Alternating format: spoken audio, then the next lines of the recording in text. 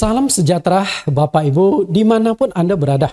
Senang sekali bertemu kembali dengan Anda, Jemaat GCC, Jesus Christ Community, dan juga simpatisan dan umat Kristen di Indonesia maupun di luar negeri. Karena link YouTube ini bisa dijangkau di seluruh dunia, dan saya rindu agar kebenaran-kebenaran yang ada di dalam YouTube kami bisa dinikmati oleh mereka yang mengerti bahasa Indonesia, Anda berada dimanapun. Hari ini kita akan membahas kembali topik tentang pencobaan di padang gurun, khususnya di sesi yang kedua. Nah, sebelum kita membahas firman Tuhan, terlebih dulu kita akan menikmati pujian-pujian rohani yang akan dibawakan langsung oleh pencipta lagunya. Biasa banyak orang bisa ciptakan lagu, nggak bisa nyanyi. Tapi bisa nyanyi, nggak bisa menciptakan lagu. Tapi teman saya yang satu ini, Pendeta Jonathan Prawira, bisa ciptakan lagu dan bisa menyanyi. Ada 4.000-an lagu yang berhasil beliau ciptakan. Dan hari ini kita akan mendengarkan 3 lagu yang sudah saya sesuaikan dengan tema kita. Lagu pertama, Melangkah Pasti. Kita melangkah pasti karena kita punya Tuhan yang pasti. Tuhan yang ya dan amin. Dia adalah Alfa dan Omega. Lagu yang kedua, Dalam Perlindunganmu. Ketika kita berbicara tentang pencobaan, Yesus sudah menang atas pencobaan. Karena itu kita melangkah dengan yakin, dengan pasti. Karena kita ada di dalam perlindungan Tuhan. Tuhan tidak akan membiarkan kita dicobai melampaui kekuatan-kekuatan kita. Dan lagu yang ketiga, Pertolongan yang Ajaib. Di saat kita mengalami pencobaan, yakinlah jika engkau tetap percaya, bersandar, tunduk di bawah otoritas Tuhan, pertolongan Tuhan tidak akan pernah terlambat bagimu. Kita dengarkan 3 lagu ini. Mari Pak Pendeta Jonathan Prawira, kami persilahkan.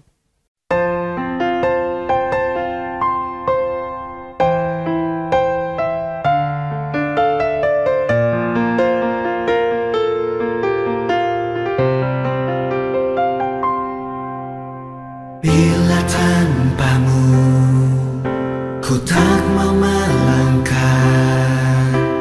Kau Tuhan yang membuat jalanku rata. Hanya denganmu ku berani bertindak. Kaulah yang meruntuhkan tembok penghalang. Kau Tuhan yang menyertai ku melangkah pasti menuju berkat yang telah Kau janjikan. Bersamamu ku alami kebajikan, kemurahan selalu mengikutiku di setiap jalan.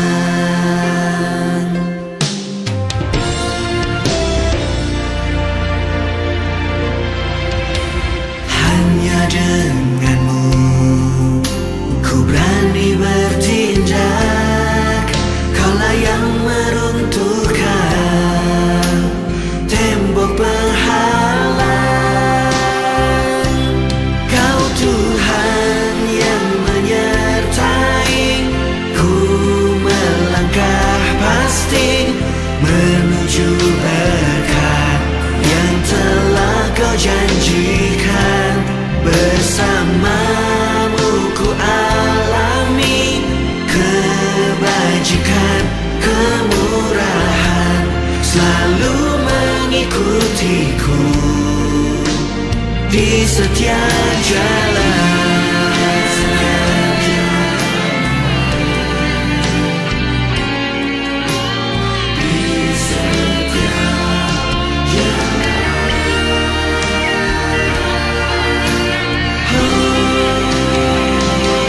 Kau Tuhan yang menyertai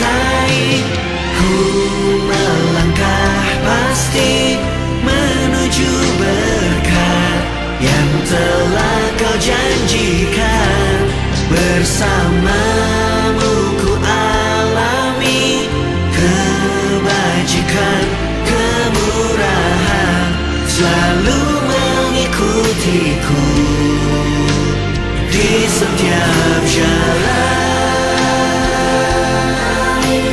Ku melangkah pasti menuju berkah yang telah kau janjikan. Bersamamu ku alami kebajikan, kemurahan selalu mengikutiku di setiap jalan.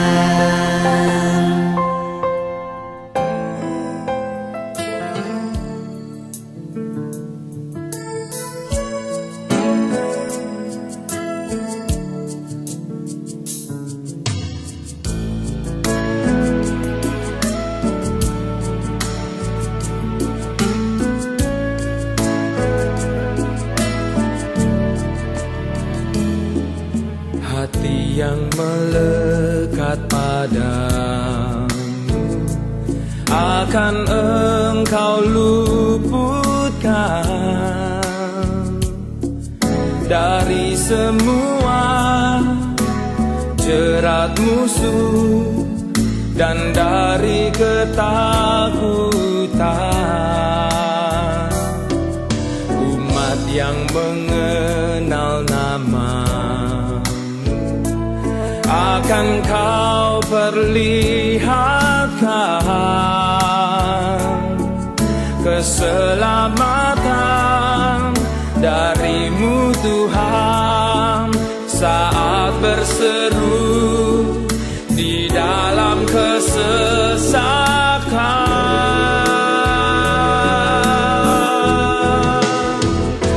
Dalam perlindunganmu kau menjagaku di segala jalan. Dalam perlindunganmu Tuhan, ku percaya ku aman. Dalam perlindunganmu kau menjagaku di segala jalan. Dalam perlindunganmu Tuhan, ku percaya ku aman.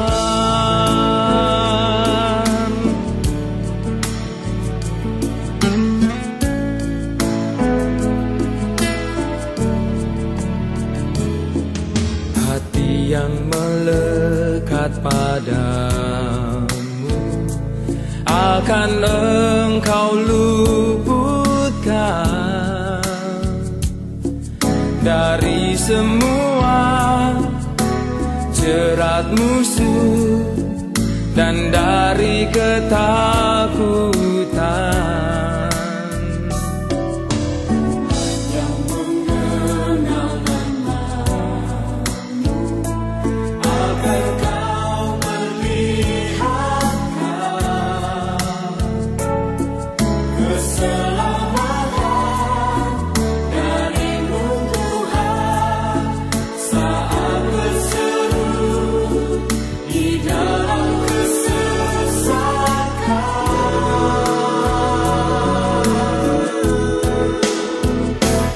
Dalam perlindunganmu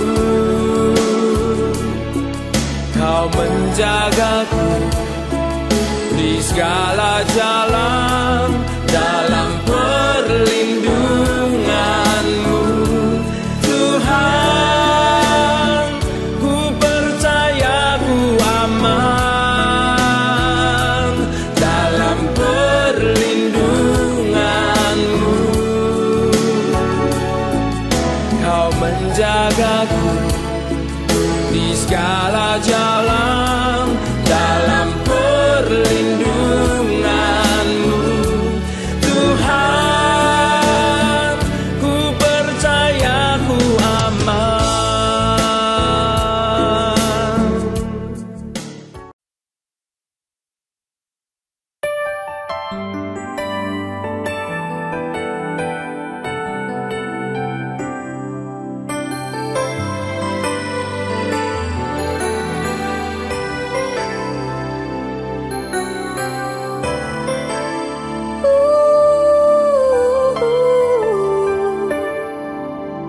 Tiada sekalipun Engkau meninggalkan.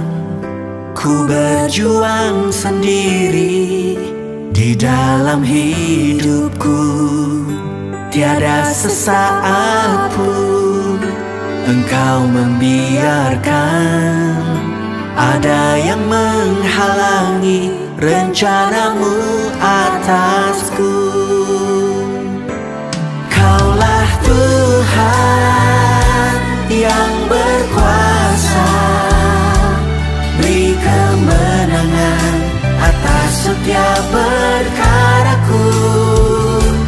Dan ku hidup bukan karena melihat, namun percaya ada pertolongan yang ajaib bagiku selalu.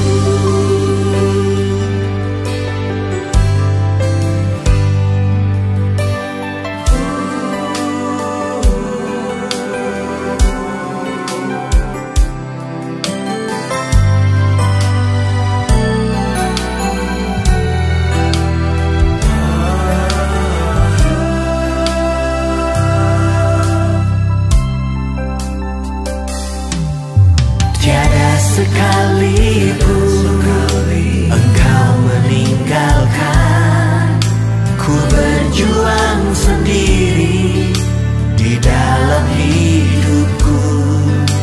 Tiada sesaat pun Engkau membiarkan ada yang menghalangi rencanamu atasku. Kaulah yang berkuasa, beri kemenangan atas setiap perkaraku. Dan ku hidup bukan karena melihat, namun percaya ada pertolongan yang ajaib bagiku selalu.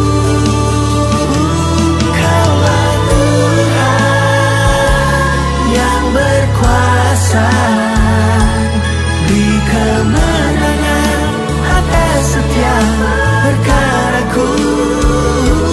Dan ku hidup bukan karena melihat, namun percaya ada pertolongan yang ajaib bagiku selalu.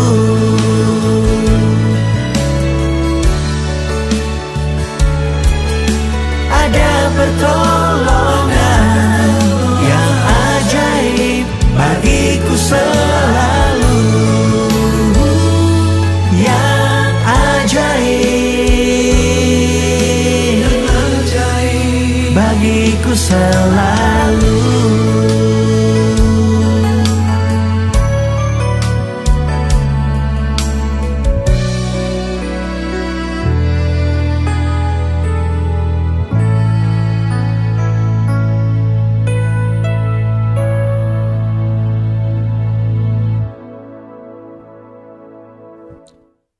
Kita sudah mendengarkan 3 lagu. Semoga lagu-lagu ciptaan beliau ini menginspirasi dan memberkati Anda sekalian. Kita akan mendengarkan firman Tuhan, kita akan berdoa. Mohon pimpinan Tuhan. Di dalam nama Tuhan Yesus Kristus kami berdoa. Tuhan, kami hadir kembali di dalam ibadah live streaming. Mohon pimpinanmu, mohon penyertaanmu, mohon berkat-Mu. Supaya kebenaran firman yang akan kami kupas pada saat ini membuat kami memahami kebenaran bagaimana kami menghadapi pencobaan karena Engkau sudah menang atas pencobaan. Dan bagaimana kami memahami bagaimana iblis menyerang kami melalui pencobaan supaya kami bisa selalu waspada. Terima kasih Tuhan. Demikian doa permohonan kami. Di dalam nama Tuhan Yesus Kristus. Amin. Bapak Ibu, kita akan masuk ke firman Tuhan. Judul yang akan kita kupas di sesi yang kedua adalah 3 kondisi rawan pencobaan iblis. 3 kondisi rawan pencobaan iblis. Pencobaan di padang gurun adalah sebuah topik yang saya siapkan dan ada 6 sesi dari topik tersebut dan itu diambil dari buku yang saya tulis sekitar 15 tahun yang lalu. Judul bukunya adalah Rahasia di Balik Pencobaan. Nah, ini cover depannya. Ini cover belakangnya. Dan yang menerbitkan buku ini adalah Ramos Gospel. Di tahun 2007 ditulis. Saat itu kebetulan saya sedang kuliah di S2 Satya Wacana. Di sela-sela ada waktu kosong kuliah, walaupun harus belajar sampai tengah malam, tapi saya sisihkan waktu untuk menulis buku ini. Makanya di buku ini ada, di cover belakangnya, ada komentar seorang profesor, yaitu Samuel Petty, MA PhD. Beliau adalah salah satu dosen yang mengajar saya, sang profesor itu. Waktu saya kebetulan cukup dekat dengan beliau, suka bincang-bincang, maka ketika saya menulis buku ini, saya minta komentar beliau. Nah, inilah buku tersebut Bapak Ibu, Rahasia di Balik Pencobaan. Nah, dari buku tersebut sebenarnya saya mengupas tentang tentang pencobaan yang Tuhan Yesus alami di padang gurun. Buku ini terdiri dari 300 halaman. Buku ini secara khusus mengupas pencobaan yang dialami Yesus di padang gurun dari Injil Matius pasal 4 ayat 1 sampai ayat yang ke-11. Nah, walaupun terdiri dari 11 ayat, tapi ketika saya menggali, saya meneliti, saya mendalami, Tuhan memberikan banyak inspirasi untuk saya, sehingga saya menemukan ada sesuatu hal yang sangat menarik saya dari perikop tersebut. Dari Matius pasal 4 ayat 1 sampai ayat yang ke-11. Sehingga dari satu perikop 11 ayat bisa saya menulis sebuah buku 300 halaman. Dan menariknya itu setelah saya selidiki muncul angka 3. Kebetulan saya itu suka sekali dengan angka 3. Kalau handphone saya 085694953333 ada 4 kali di angka 3 di ujungnya. Nah, kita lihat. Buku ini terdiri dari 6 bab. Bab pertama, 3 alasan Yesus mengalami pencobaan. Sudah saya kupas pada minggu yang lalu. Yang kedua, 3 kondisi rawan pencobaan iblis. Yang ketiga, 3 panah naga tua. Yang keempat, 3 cara Yesus menghadapi pencobaan iblis. Yang kelima, 3 peringatan dalam pencobaan. Dan yang keenam, 3 penghiburan dalam pencobaan. Perhatikan selalu ada angka 3 yang dimunculkan di sini. Oke, kita akan baca perikop ini sebelum kita kupas. Matius pasal yang keempat ayat 1 sampai ayat yang ke-11. Kita berharap setiap kali pengupasan kita bisa membaca perikop ini. Karena ayatnya hanya 11 ayat, cukup pendek. Matius pasal 4 ayat 1 sampai 11. Maka Yesus dibawa oleh Roh ke padang gurun untuk dicobai iblis. Dan setelah berpuasa 40 hari dan 40 malam, akhirnya laparlah Yesus. Lalu datanglah si pencoba itu dan berkata kepadanya, "Jika engkau anak Allah, perintahkanlah supaya batu-batu ini menjadi roti." Tetapi Yesus menjawab, "Ada tertulis, manusia hidup bukan dari roti saja, tetapi dari setiap firman yang keluar dari mulut Allah." Kemudian iblis membawanya ke kota suci dan menempatkan dia di bubungan bait Allah. Lalu berkata kepadanya, "Jika engkau anak Allah, jatuhkanlah dirimu ke bawah. Sebab ada tertulis mengenai engkau bahwa ia akan memerintahkan malaikat-malaikatnya dan mereka akan menatang engkau di atas tangannya supaya kakimu jangan terantuk kepada batu."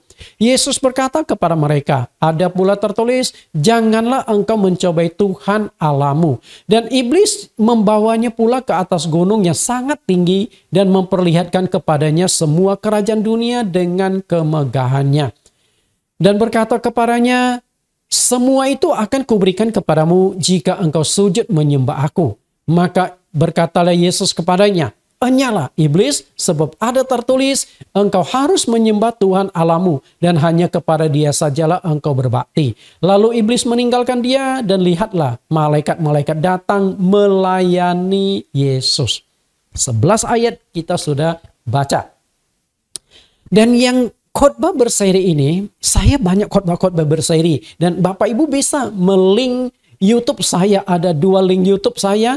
Yang pertama adalah Jesus Christ Community, GCC, sesuai dengan nama gereja lokal kami. Yang kedua adalah Bible Teaching Ministry, BTM. Setiap sesi kita akan selalu mengulang sedikit di bab yang sebelumnya. Nah, kita akan kupas sedikit resume pelajaran bab yang pertama dengan tujuan supaya Bapak Ibu nyambung kembali, karena minggu lalu Bapak Ibu sudah ikuti, maka minggu yang kedua ini supaya bisa nyambung, terutama bagi Anda yang baru pertama kali ikut. Pada judul yang lalu di bab pertama, 3 alasan Yesus dicobai oleh iblis. Alasan yang pertama untuk merebut kembali otoritas manusia yang direbut iblis. Ketika Allah menciptakan manusia, selesai menciptakan semuanya 6 hari, lalu Allah memberikan otoritas kepada manusia untuk menguasai ciptaan Tuhan. Allah berkata kepada manusia, berkuasalah atas burung-burung di udara, atas binatang-binatang melata yang merayap di bumi, dan atas ikan-ikan di laut. Jadi Tuhan memberikan otoritas kepada Adam untuk menguasai semua jenis makhluk hidup yang ada di udara, yang ada di darat, yang ada di laut. Ikan-ikan seafood. Dan tumbuh-tumbuhan yang Tuhan ciptakan pun, buah-buahan, tumbuhan berbiji, Tuhan serahkan kepada manusia. Dengan kata lain, semua yang diciptakan oleh Tuhan di muka bumi diberikan otoritas kepada manusia. Tapi sayang, otoritas itu hilang ketika manusia jatuh dalam pencobaan. Nah, Yesus ketika menghadapi pencobaan iblis adalah menggantikan posisi Adam untuk merebut kembali otoritas itu. Dan Yesus menang. Karena itulah, sebelum Yesus terangkat ke sorga di Matius 28 ayat yang ke-18, Yesus berkata, telah diberikan kepadaku kuasa di sorga dan di bumi. Lalu alasan yang kedua, kenapa Yesus mengalami pencobaan? Untuk memberitahukan manusia tidak akan bisa terlepas dari pencobaan. Sumber segala-galanya itu dimulai dari keinginan yang diungkapkan di Yakobus 1 ayat 12 sampai ayat yang ke-15. Ayat 13 sampai ayat 15. Jadi selama ada keinginan, maka pencobaan itu selalu ada. Kapan keinginan itu berhenti? Ketika Anda menutup mata. Artinya setelah kita meninggal, pencobaan iblis tidak akan menyerang kita lagi. Yang ketiga, Yesus memberikan cara menghadapi pencobaan iblis. Karena dia sudah menang, sudah punya pengalaman menghadapi pencobaan iblis, maka dia kasihkan resepnya kita bagaimana menghadapi pencobaan iblis. Itulah judul yang pertama yang sudah saya kupas minggu lalu. Untuk bisa memahami, Anda bisa link kembali di YouTube saya. Hari ini yang akan kita kupas adalah bab yang kedua. 3 kondisi rawan pencobaan iblis. Apa saja 3 kondisi itu? Yang pertama, saat seseorang akan bertumbuh secara rohani. Yang kedua, saat seseorang sedang lemah. Ini memang unik. Ketika engkau ingin bertumbuh, ingin memperkuat imanmu, maka iblis akan mencobai Anda. Dan ketika imanmu sedang lemah, iblis juga akan mencobai lemah. Susah ya, iman kuat masalah, iman lemah juga masalah. Oke, tapi unik untuk kita kupas. Dan yang ketiga, saat seseorang sedang membutuhkan sesuatu. Oke, kita kupas pembahasan. Yang pertama, saat seseorang akan bertumbuh secara rohani. Bila kita selidiki riwayat kehidupan Yesus, ada masa kosong dalam tahun-tahun kehidupannya. Kita lihat bagaimana grafik kehidupan Yesus. Dimulai kelahiran Yesus Kristus. Nah, setelah Yesus lahir, tidak ada catatan, tahu-tahu muncul lagi Yesus di usia yang ke-12 tahun. Nah, dari lahir, ini adalah masa kanak-kanaknya Tuhan Yesus. Kemudian umur 12 tahun. Nah, dari Yesus lahir, tahu-tahu Yesus muncul di usia 12 tahun. Kita lihat apa yang dilakukan Yesus di usia 12 tahun. Lukas 2 ayat 42-43. Ketika Yesus telah berumur 12 tahun, pergilah mereka ke Yerusalem seperti yang lazim pada hari raya itu. Sehabis hari-hari perayaan itu, ketika mereka berjalan pulang, tinggallah Yesus di Yerusalem tanpa diketahui orang tuanya. Bangsa Yahudi 1 tahun itu ada 3 kali untuk pergi ke Yerusalem beribadah. Mereka berkumpul dari berbagai tempat. Yang pertama itu adalah pada hari raya Paskah. Yang kedua adalah hari raya Pentakosta. Dan yang ketiga itu adalah hari raya Pondok Daun. Jadi mereka harus berkumpul, mereka harus datang di Yerusalem. Karena itulah Yesus, orang tua Yesus, melakukan perjalanan dari Yerusalem ke kota, datang ke kota Yerusalem untuk mengikuti kegiatan-kegiatan keagamaan. Dan kebetulan Yesus saat itu berumur 12 tahun. Dan umur 12 tahun itu biasa disebut sebagai umur anak-anak Taurat. Karena di umur 12 tahun itu mereka harus cukup menguasai hukum Taurat. Dan dianggap Yesus sudah akil balik, sudah cukup memahami kebenaran, maka diajaklah oleh Yusuf dan Maria. Setelah itu kita lihat Yesus pulang, tahu-tahu muncul kembali di usia 30 tahun. Oke, umur 30 tahun. Nah, yang menjadi pertanyaan kita adalah ketika umur Yesus 30 tahun dia mulai tampil, mulai mengajar, mulai memberitakan Injil. Selama 12 tahun sampai 30 tahun itu kemana Yesus pergi? Coba kita lihat Bapak Ibu. Ada masa yang kosong. 18 tahun. Tidak ada catatan tentang Yesus Kristus. Karena itulah saya sebut sebagai tahun-tahun yang kosong dalam kehidupan Yesus. Nah, berbagai macam spekulasi muncul tentang kemanakah Yesus itu. Bahkan ada yang cukup menafsirkan Yesus pernah sampai ke India. Lalu ditemukan jejak-jejak sejarah bahwa Yesus pernah datang ke India dari masa antara 12 sampai 30 tahun itu. Apakah betul? Kita lihat kemana Yesus di masa-masa yang kosong itu. Setelah pulang dari perayaan Paskah di Yerusalem, ketika umur Yesus 12 tahun, Yesus tetap tinggal dan berada di dalam asuhan Yusuf dan Maria. Dengan kata lain, Yesus nggak kemana-mana. Yesus tetap bersama dengan orang tuanya. Kita lihat dasar ayatnya. Lukas 2 ayat 1-52. Lalu ia pulang bersama-sama mereka ke Nazaret dan ia tetap hidup dalam asuhan mereka. Dan ibunya menyimpan semua perkara itu dalam hatinya. Dan Yesus makin bertambah besar dan bertambah hikmatnya dan besarnya dan makin dikasihi oleh Allah dan manusia. Perhatikan baik-baik ayat ini. Ia tetap hidup dalam asuhan mereka.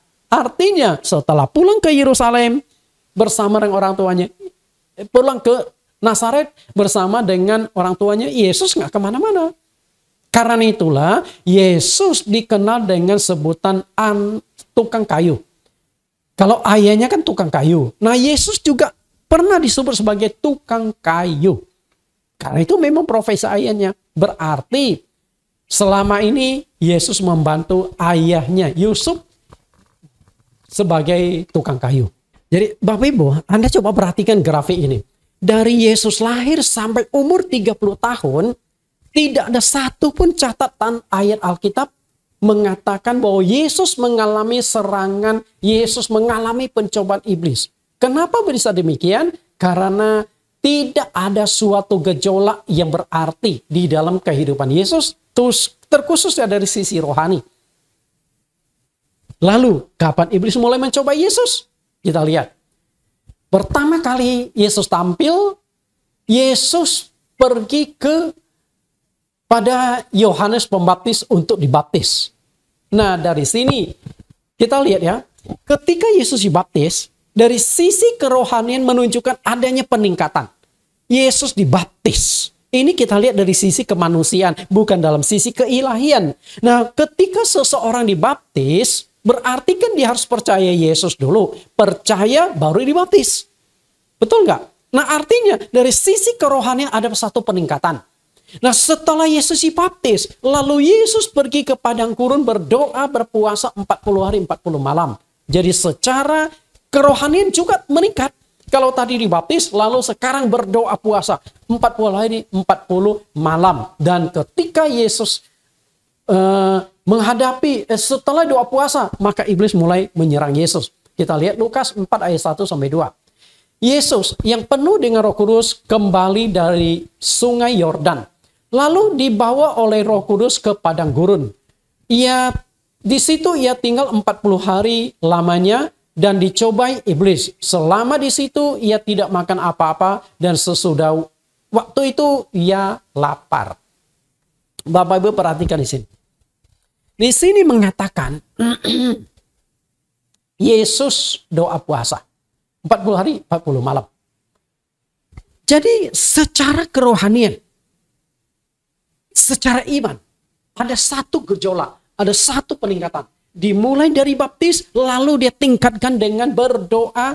Bukan hanya doa, tapi dengan berpuasa di padang gurun. Karena itu iblis mulai ada satu gejolak, maka iblis melakukan serangan.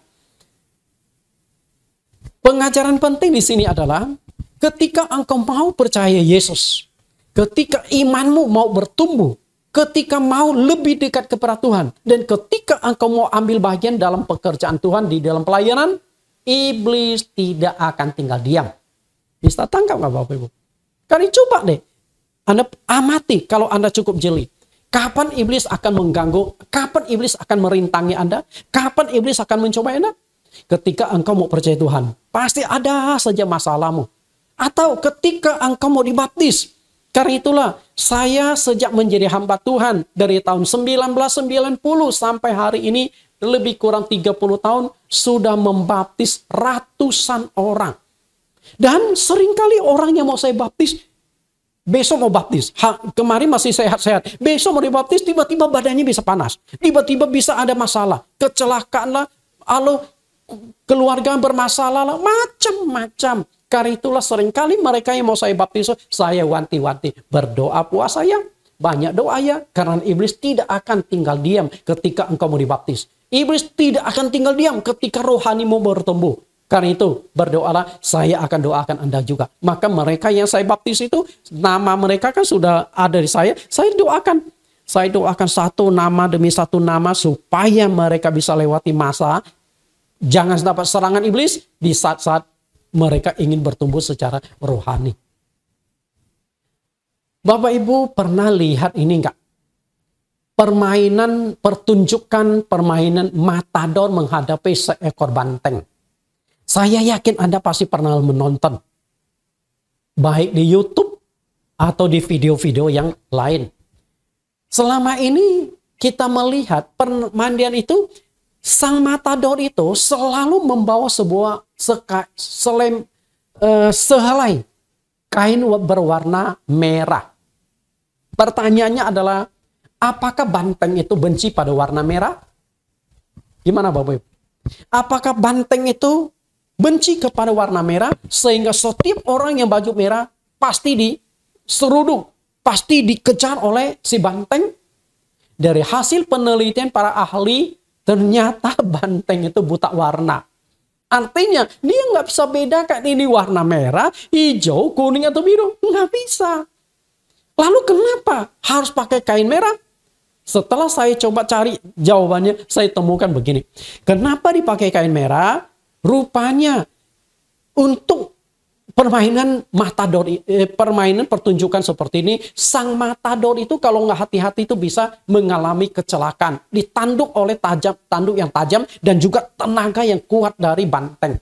Sehingga banyak juga matador-matador yang gugur di saat pertunjukan itu. Lengah sedikit saja, kepleset sedikit saja, Anda sudah tertusuk oleh tanduk dari banteng dengan sekuat tenaga. Nah, ketika tertusuk atau terluka, maka darah itu kan langsung keluar. Nah, kain merah itu justru untuk menutupi darah, menyamarkan supaya penonton-penonton itu tidak kaget, tidak shock atau tidak ngeri melihat darah. Nah, bisa juga yang terluka itu si bantengnya terluka sehingga ditutuplah pakai kain merah itu supaya darahnya itu tidak dilihat oleh penonton-penonton. rupanya seperti itu. Nah, rupanya si banteng itu menyerang bukan karena warna-warni atau warna merah, warna ungu, tapi dia menyerang karena melihat gerakan. Akhirnya ada satu orang yang coba lakukan uji coba. Nah, kita lihat video bagaimana dia lakukan uji coba ini. Bahwa si banteng ini menyerang karena ada gerakan. Kalau Anda berdiri diam, tidak gerak sama sekali, Anda nggak akan diseruduk. Walaupun Anda pegang kain merah, diam saja. Banteng nggak akan menyerang Anda. Tapi begitu Anda bergerak, banteng akan kejar dan menyeruduk Anda. Nah, kita lihat video ini dengan judul apa yang terjadi ketika kita berdiam diri saat berhadapan dengan banteng. Nah, silakan kita lihat videonya untuk diputarkan.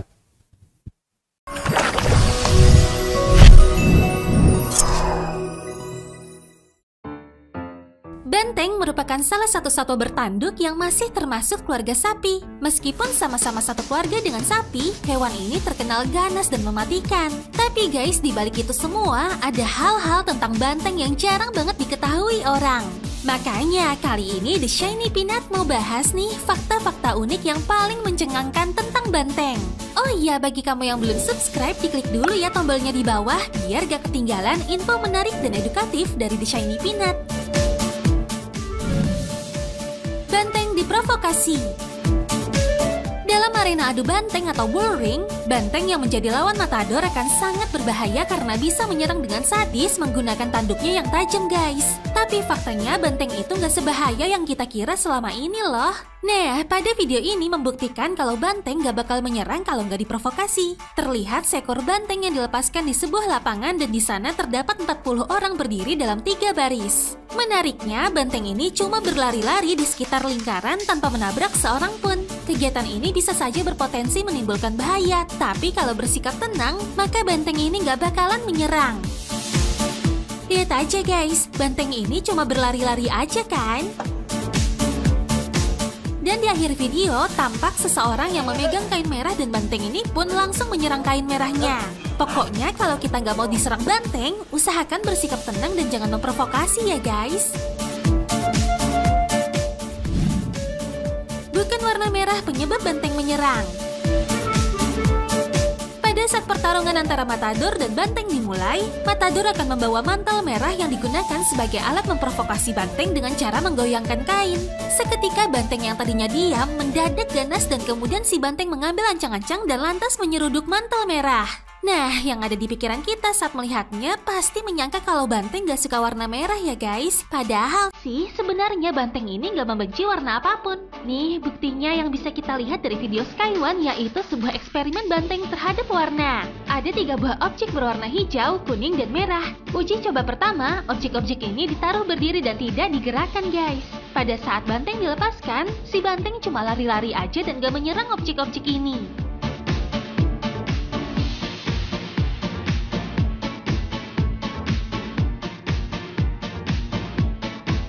Uji coba selanjutnya, 3 objek ini digantung pada sebuah batang kayu dan digerak-gerakan oleh orang yang memegangnya. Dan di sini terlihat si banteng langsung menyerang ketika ketiga objek ini digerakkan.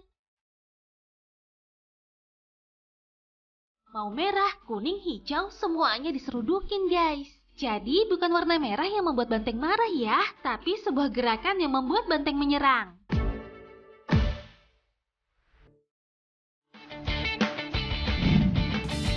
Cara mengelabuhi banteng.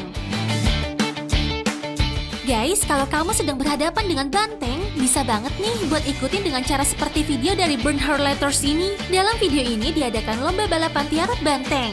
Terlihat ada 2 tim dengan masing-masing tim saling merangkak dan berbaring untuk mencoba melewati banteng. Lihat aja tuh guys, ketika tim sebelah kiri merangkak dan banteng ini mulai menyadari, seketika mereka tiarap dan gak bergerak.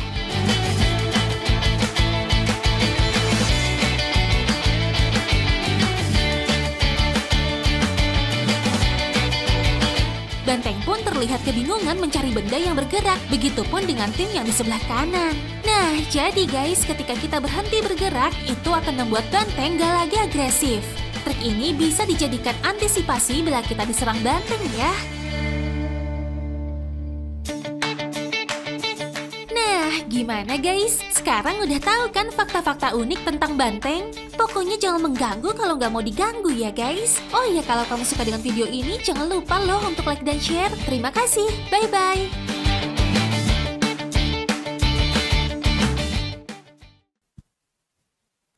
Nah Bapak Ibu, kita sudah menonton video ini. Sudah jelas ya, bahwa si banteng ini bukan karena benci warna merah maka dia kejar warna merah itu disuruh, enggak. Tapi dia melihat gerakan, ketika ada gerakan dia akan kejar. Nah sama juga cobaan dari iblis.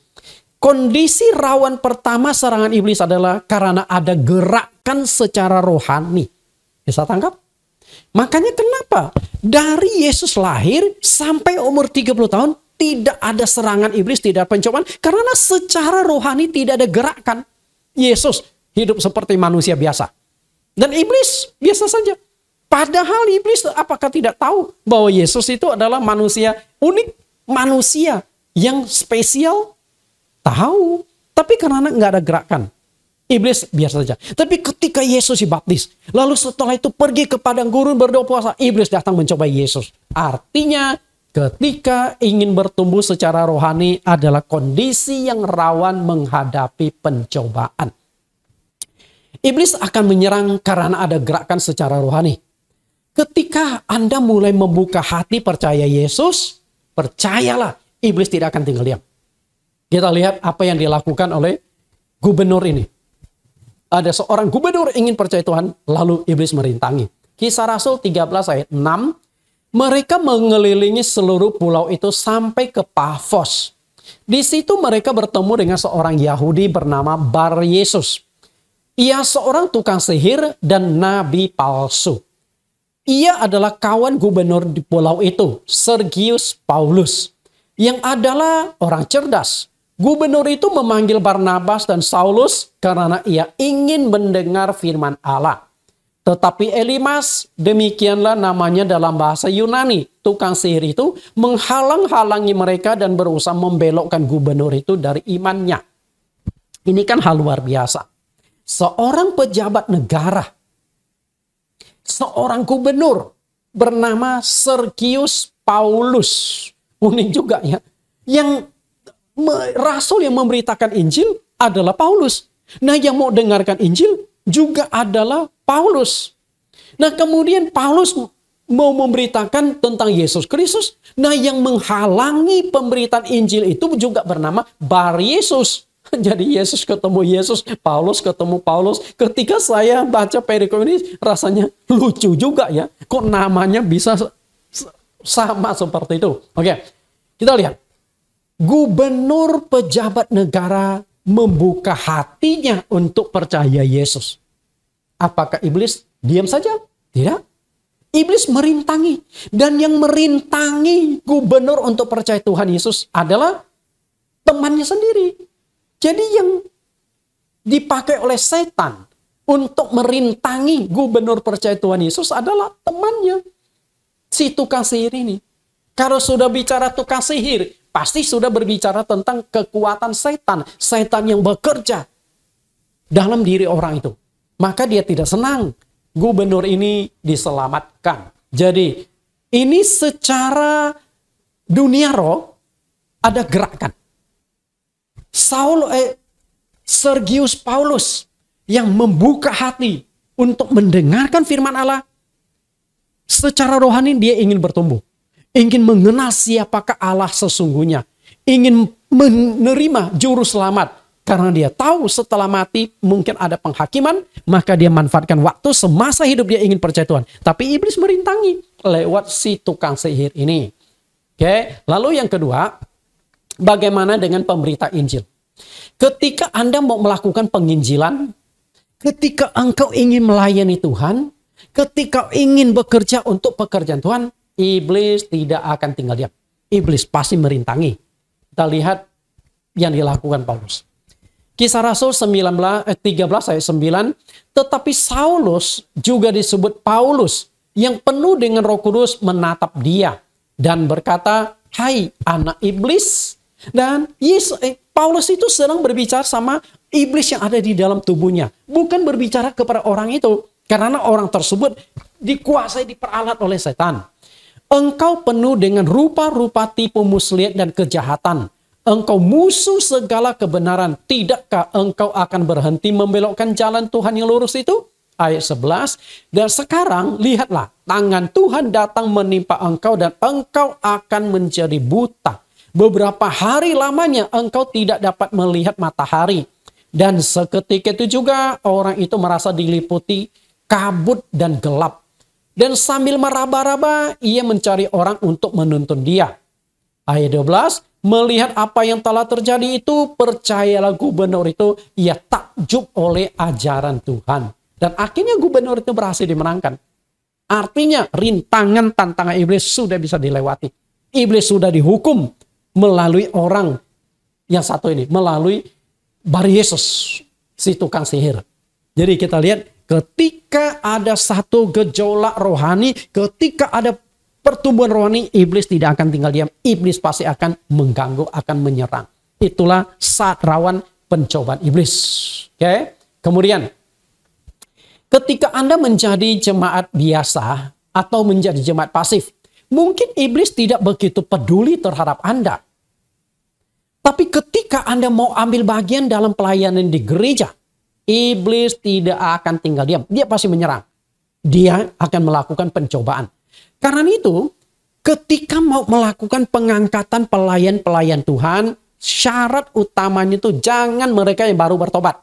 Kenapa demikian? Karena rawan diserang oleh iblis. Kita lihat 1 Timotius pasal 3 ayat 6-7. Janganlah ia seorang yang baru bertobat. Jadi Paulus menulis surat kepada anak didiknya, yaitu Timotius. Karena Timotius ditugaskan oleh Paulus di gereja-gereja untuk mengangkat penatua-penatua, mengangkat diaken-diaken, mengangkat pengerja-pengerja di gereja lokal. Dan Paulus wanti-wanti kepada Timotius, hati-hati ya Timotius, jangan orang yang baru bertobat engkau angkat untuk jabatan itu. Walaupun orang itu kaya, walaupun orang itu dermawan, walaupun orang itu banyak talenta, jangan dia yang baru bertobat. Kenapa demikian? Agar dia jangan sombong dan kena hukuman iblis. Artinya Pak, ketika seseorang mau diangkat sebagai pejabat, mau ambil bagian dalam pelayanan, iblis akan langsung melihat. Langsung iblis melihat mukanya. Langsung iblis akan menyerang. Bila perlu akan tidak boleh ambil bagian dalam pelayanan. Karena itu, sebenarnya salah satu yang diserang oleh iblis itu adalah para hamba-hamba Tuhan. Jika engkau hamba Tuhan yang punya talenta, iblis akan menghancurkan engkau. Kalau dia tidak bisa menyerang Anda, dia akan menyerang istri Anda. Ketika istrimu menjadi batu sandungan, Anda tidak bisa melayani Tuhan lagi. Bisa nangkap? Kalau istri Anda imannya kuat, maka dia akan serang anak-anak Anda. Karena itulah saya lihat banyak anak-anak pendeta itu yang rusak hidupnya. Kenapa? Pada bapaknya itu pendeta, ibunya aktif dalam pelayanan. Karena memang iblis itu merusak pelayanan Tuhan. Okay? Ketika anak-anak pendeta rusak, pendeta khotbah di atas mimbar juga nggak ada kekuatan lagi. Karena sudah lelah, sudah mengalami satu luka, satu cedera sendiri di dalam pelayanan. Sudah ada cacat di dalam pelayanan. Lalu ayat yang ke-7. Hendaklah ia juga mempunyai nama yang baik di luar jemaat, agar jangan digugat orang dan jatuh ke dalam jerat iblis. 2 ayat. 1 Timotius pasal 3 ayat 6 ada penekanan tentang hukuman iblis. Lalu ayat 7 jerat iblis, artinya setiap kali iman rohani kita mau bertumbuh, kita mau ambil bagian di dalam pelayanan, percayalah iblis tidak akan tinggal diam. Karena itu bagi Anda yang mau bertumbuh secara rohani, saya ingin ingatkan Anda, hati-hati. Karena itu adalah masa rawan pencobaan.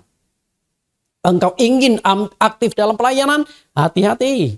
Iblis akan memanfaatkan kesempatan untuk menyerang Anda. Yang kedua, saat seseorang sedang lemah, itu adalah kondisi yang rawan pencobaan iblis. Tuhan Yesus ada di padang gurun selama 40 hari, 40 malam. Yang menjadi pertanyaan kita adalah, selama 39 hari di padang gurun itu, sama sekali tidak ada serangan, tidak ada cobaan dari iblis. Nah, apakah iblis tidak ada di padang gurun selama 39 hari itu? Tidak mungkin. Di hari pertama pun iblis sudah ada di padang gurun. Iblis tahu apa yang dilakukan Yesus. Lalu kenapa iblis tidak menyerang di hari pertama, hari kedua, dan seterusnya? Kenapa iblis baru menyerang di hari yang ke-40? Pernah nggak Anda berpikir? Kita lihat. Ini rahasianya. Yesus berdoa puasa selama 40 hari, 40 malam di padang gurun. Dari hari pertama sampai hari 39, ini adalah masa yang aman. Ya, aman. Tidak ada penjelasan, tidak ada catatan bahwa iblis mengganggu Yesus. Iblis mencobai Yesus. Kenapa demikian? Lalu iblis masuk menyerang di hari ke berapa? Hari yang ke-40. Kenapa dia serang hari Yesus di hari yang ke-40? Ada sebabnya. Kita lihat hari ke-40. Kenapa dia datang menyerang hari ke-40? Karena di hari ke-40 itulah Yesus tiba-tiba merasa lapar. Betul nggak? Jadi saya gali Alkitab ini, saya menemukan unik. Kenapa ya nggak di hari pertama begitu Yesus di padang gurun langsung diserang habis-habisan oleh iblis? Enggak tuh. Hari kedua aman, ketiga aman, 1 minggu aman, 2 minggu aman. Di hari ke-39 masih aman 1 bulan lebih. Dan ketika memasuki hari yang ke-40, iblis menyerang. Kenapa demikian? Di hari ke-40 lah Yesus lapar. Kita lihat ayatnya. Di hari ke-40 Alkitab mencatat tiba-tiba Yesus merasa lapar. Matius 4 ayat yang kedua. Dan setelah berpuasa 40 hari dan 40 malam, akhirnya laparlah Yesus. Jelas gak? Dan ketika Yesus lapar, dan iblis mulai datang. Ayat yang ketiga, lalu datanglah si pencoba itu dan berkata kepadanya, jika engkau anak Allah, perintahkanlah supaya batu-batu ini menjadi roti. Jadi begitu Yesus lapar, iblis datang menyerang. Nah, dari sini ada sesuatu hal yang menarik untuk kita pelajari. Anda pernah nggak berpuasa atau mengalami kondisi yang sangat kelaparan? Anda sebagai hamba Tuhan, jemaat, pernah nggak puasa? Satu kali ketika saya dengan teman-teman melayani di sebuah gereja, kalau tidak di gereja Kristen Sangkakala Indonesia. Gembalanya Pak Roni. Nah, pernah satu kali kami pergi ke puncak villa beliau di Taman Bunga. Dan kami mengadakan doa puasa 3 hari 3 malam. Doa puasa loh Bapak Ibu. 3 hari 3 malam. Di hari pertama, masih semangat. Walaupun tidak makan, walaupun tidak minum. Hamba-hamba Tuhan dan pengerja. Ada lebih kurang 20-30 orang. Saya walaupun harus puasa, kemudian tidak boleh minum, tapi saya dapat jadwal juga untuk khotbah. Jadi cukup sengsara bagi saya saat itu. Karena nggak boleh minum Bapak Ibu. Nah, hari pertama masih aman. Hari kedua masih lumayan aman, tapi sudah mulai lemas. Lemas. Karena memang nggak boleh makan, nggak boleh minum. Ini bukan berarti siangnya doa puasa, malamnya makan. Enggak. Memang kita tuh targetkan 3 hari 3 malam tidak doa, tidak makan dan minum. Dan saat itu ada satu hamba Tuhan juga, pendeta Joni Karinda. Okay? Dan di hari yang ketiga, bukan lemas lagi. Di hari ketiga ternyata sudah ada penglihatan. Oh, ada penglihatan. Penglihatan itu bukan mujizat. Tapi yang dilihat adalah kunang-kunang. Mata mulai berkunang-kunang. Karena apa? Mulai lemas. Jadi yang namanya doa juga udah badan setengah bersandar ke kursi sudah. Karena memang lemas. Nggak ada tenaga. Makanya selesai begitu doa puasa selesai. Mau buka. Nah, saya ingat betul ada teman kita. Sekali makan 3 porsi. Ini kayaknya balas dendam tuh 3 hari 3 malam nggak makan tuh Bapak Ibu. Jadi ketika kita kelaparan, fisik kita itu pasti lemah. Betul nggak? Selain mengalami kelemahan fisik, kita kehilangan tenaga karena sumber kekuatan kita, sumber energi kita kan dari makanan. Dan yang lebih tidak enak adalah emosi itu labil di saat Anda lapar. Coba deh, pernah nggak Anda alami? Lapar banget. Lagi lapar, lagi haus. Itu Anda mudah sekali emosi. Mudah sekali tersinggung. Makanya lihat mereka pendemo-pendemo di jalanan. Kenapa suka beringas? Karena lagi lapar, lagi haus di tempat yang terik. Makanya mereka hanya dapat satu bungkus nasi padang, pendemo nasi padang. Bapak Ibu yang saya kasih, nah ini satu gambaran kondisi rawan pencobaan iblis adalah di saat Anda sedang lemah. Hal ini menegaskan bahwa kondisi yang rawan mengalami pencobaan iblis adalah di saat kita sedang mengalami kelelahan. Saat kita sedang mengalami kelemahan. Nah, kelemahan ini bisa jasmani, bisa rohani. Karena kelemahan Yesus secara fisik di hari ke-40 karena sedang lapar, itu saya hanya ambil sebagai satu pengajaran berharga. Di saat engkau sedang lemah, iblis pasti akan menyerang. Kelemahan adalah masa rawan pencobaan. Kelemahan di sini bisa kelemahan secara jasmani, bisa kelemahan secara rohani. Karena itulah ketika doa di Taman Getsemani, Yesus ingatkan Rasul Petrus supaya berjaga-jaga. Markus 14 ayat 38. Berjaga-jagalah dan berdoalah supaya kamu jangan jatuh ke dalam pencobaan. Roh memang penurut, tetapi daging lemah. Jadi ayat ini membicarakan dua hal, jasmani dan rohani. Jasmani itu berbicara daging. Daging kita ini lemah. Orang itu bisa diserang oleh iblis karena dagingnya lemah. Tidak kuat menghadapi pencobaan hanya gara-gara buah pengetahuan baik dan jahat yang menarik. Akhirnya keinginan daging Adam dan Hawa dibangkitkan ingin menikmati buah itu. Maka Tuhan katakan kepada Petrus, karena saat itu sudah tengah malam. Petrus itu sudah ngantuk yang sudah tidak sanggup dia tahan. Cuaca dingin di taman, sudah tengah malam, sehingga Petrus itu sudah berusaha menahan, tapi tetap saja tertidur. Makanya Tuhan Yesus peringatkan Petrus. Petrus, tidakkah kamu sanggup berjaga-jaga dengan aku 1 jam? Nggak usah lama-lama, 1 jam aja. Yesus berkata, berjaga-jagalah dan berdoalah. Supaya kamu jangan jatuh ke dalam pencobaan. Kenapa demikian? Karena di saat engkau sedang lemah, itulah iblis akan menyerang engkau. Maka Yesus suruh kuatkan. Jasmanimu harus tetap jaga, rohanimu tetap harus dijaga. Supaya engkau tidak masuk ke dalam pencobaan iblis. Karena di sini berbicara roh dan daging, jasmani dan rohani. Berarti jasmani maupun rohani kita harus dikuatkan. Untuk itulah orang Kristen harus mengikuti nasihat Rasul Paulus selalu melakukan penyempurnaan rohani. 1 Korintus 9 ayat 27. Tetapi aku melatih tubuhku dan menguasai seluruhnya. Supaya sesudah memberitakan Injil kepada orang lain, jangan aku sendiri ditolak. Itulah penyempurnaan rohani. Jadi Paulus sendiri pun khawatir. Dia kurang melakukan penyempurnaan rohani. Dia diserang oleh iblis. Dia jatuh ke dalam pencobaan sehingga kehilangan keselamatan. Makanya Paulus katakan, aku melatih tubuhku. Untuk apa dilatih? Supaya dapat kekuatan. Jadi melalui latihan-latihan itu akan dapatkan kekuatan.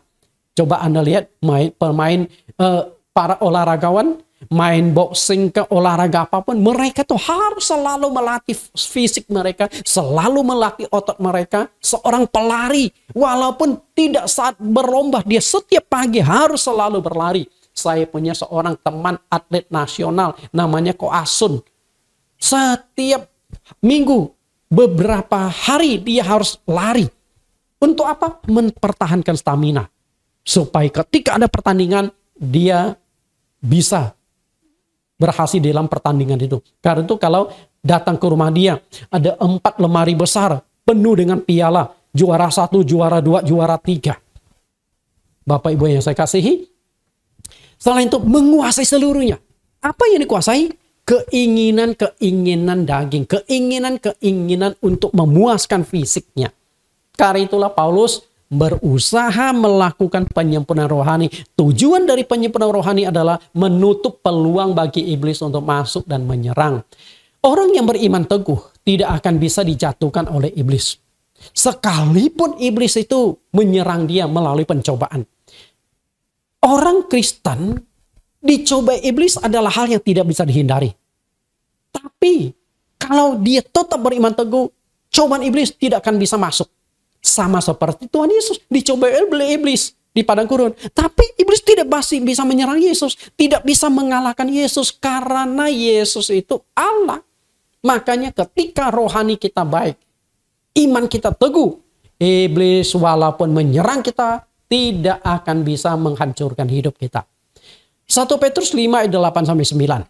Sadarlah dan berjaga-jagalah. Lawanmu si iblis berjalan keliling sama seperti singa yang mengaum-ngaum dan mencari orang yang dapat ditelannya. Lawanlah dia dengan iman yang teguh, sebab kamu tahu bahwa semua saudaramu di seluruh dunia menanggung penderitaan yang sama. Iblis kita tidak boleh kasih kesempatan, tidak boleh kasih hati, harus kita lawan. Bagaimana cara melawan iblis?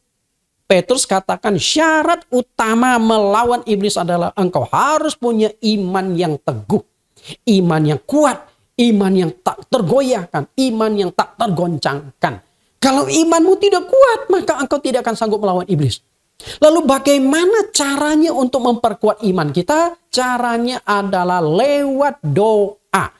Maka di Taman Getsemani itulah Tuhan Yesus ingatkan Petrus, berjaga-jagalah dan berdoalah supaya kamu jangan jatuh ke dalam pencobaan. Roh memang penurut tetapi daging lemah. Dengan kata lain, kalau engkau ingin lolos dari pencobaan, berdoalah. Tekun berdoa. Kita lihat, tekun berdoa dapat membangkitkan iman kita. Lukas 18 ayat 1-7. Bagaimana kaitan antara doa dengan iman? Lukas 18 ayat 1. Yesus mengatakan suatu perumpamaan kepada mereka untuk menegaskan bahwa mereka harus selalu berdoa dengan tidak jemu-jemu. Perhatikan kalimat yang saya buat klip-klip. Berdoa dengan tidak jemu-jemu. Artinya tidak bosan-bosan, tidak berhenti-berhenti. Ibaratnya tuh makan. Jika sehari Anda makan 3 kali, ada nggak orang yang bosan makan?